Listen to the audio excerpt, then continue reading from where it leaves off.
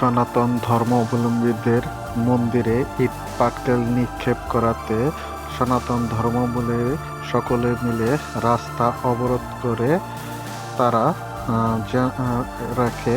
তো ইতিমধ্যে আপনারা দেখতে পাচ্ছেন।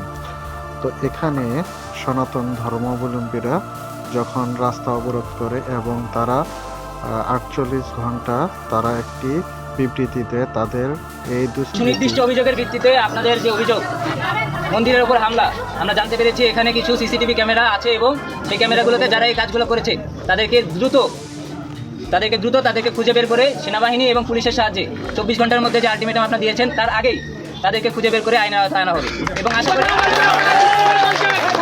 আশা করি ভবিষ্যতে তারা এবং অন্যরা যাতে এই কাজ করতে না পারে সেই ব্যাপারে সেনাবাহিনী তার সর্বাত্মক প্রচেষ্টা চালাবে। এখন আমি এখানে থেকে যে সিসিটিভি ক্যামেরাগুলো ফুটেজ আছে সেই ফুটেজগুলো চেক করব, আশেপাশের দোকানের ফুটেজগুলো চেক করব এবং দ্রুততার সাথে অপারেশনের মাধ্যমে যারা এই ঘটনার সাথে জড়িত তাদেরকে গ্রেফতার করা হবে।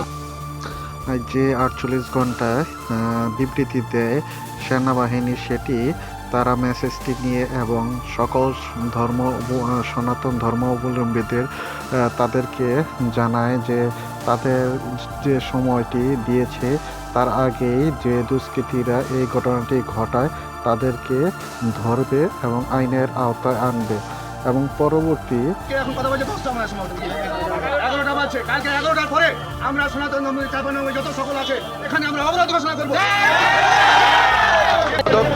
এই কয়েকদিন থেকে প্রতিদিন রাত্রেবেলায় কিছু ছেলেপেলা ইট পাটকেল মারছে এবং উত্তেজিত করছে, ভিতরে ইট পাটকেল এবং হিন্দু সমাজে পুরো থাকে, যেখানে আমাদের হিন্দু সমাজের ভয়ভীতির সংখ্যার মধ্যে আছে। এখনই আমরা ইট পাটকেল মারছিল, এই জন্য আমরা সারা রাস্তা ব্লক করে দিচ্ছি। এটা সমাধান না হওয়া পর্যন্ত আমরা রাস্তায় ছাড়বো না। 3 দিন থেকে হচ্ছে, এর আগেও হয়েছে। হিন্দু সমাজের প্রতি অত্যাচার, হিন্দুদের প্রতি অত্যাচার, তাদের প্রতি দুর্বলতা, মন মানসিকতা নষ্ট করে দেয়। এই সনাতন ধর্মাবলম্বীদের পক্ষ থেকে যে বিবৃতিটি দিয়েছে তাদের কথা বাস্তবায়ন না করা পর্যন্ত তারা এই রাজপথ থেকে সরে যাবে না এবং তা পুনরায় তাদের যে কথাগুলো বাস্তবায়ন না হলে এবং বা যে দুষ্কৃতীরা তাদেরকে এখানে এই ঘটনাটি ঘটে, তো এটি যদি তাদের দাবিটি 20 ঘন্টা বা 48 ঘন্টার ভিতরে যদি না তাদেরকে ধরে সেই পক্ষে, তাহলে তারা এই রাজপথ থেকে যাবে না। তো তাদের খুব তাড়াতাড়ি ধরার জন্য সেনাবাহিনী এটি কাজ চলছে এবং এর মধ্যে পুলিশ বাহিনীও আছে, সকলে মিলে এই অভিযানটি চালাচ্ছে এবং সেনাবাহিনীর পক্ষ থেকে সেটি মেসেজ দিয়েছে এখন যেন যারা করছে তাদেরকে ধরে নেবে এবং পরবর্তী যেন করতে না পারে। তো ইতিমধ্যে আপনারা দেখতে পাচ্ছেন দীর্ঘ যানজট সৃষ্টি হয়েছে এবং গাড়ি সেগুলো এখানে বন্ধ হয়ে আছে ইঞ্জিন। তো এই মধ্যে আপনারা দেখতে পাচ্ছেন অনেকটাই সমস্যার সৃষ্টি হয়েছে।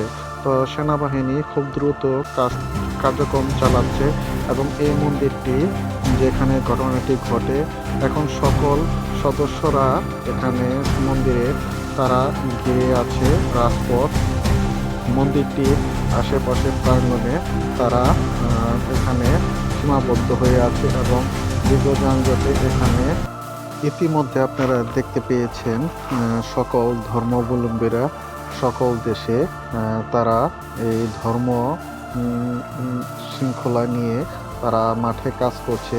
তো এমনটা অবস্থাতে তো দুষ্কৃতীরা আরেকটি চক্র এই ঘটনাটি ঘটায় মন্দিরে ইট পাটকেল নিক্ষেপ করাতে। তো এরকম নতুন নতুন আপডেট নিউজ পেতে নিউজ বাংলা 1200-র সাথে থাকুন। আমি পলাশ এই মুহূর্তে বিদায় নিচ্ছি, ফিরছি আবারও নতুন করে খবর নিয়ে। তো ধন্যবাদ, সবাই ভালো থাকবেন।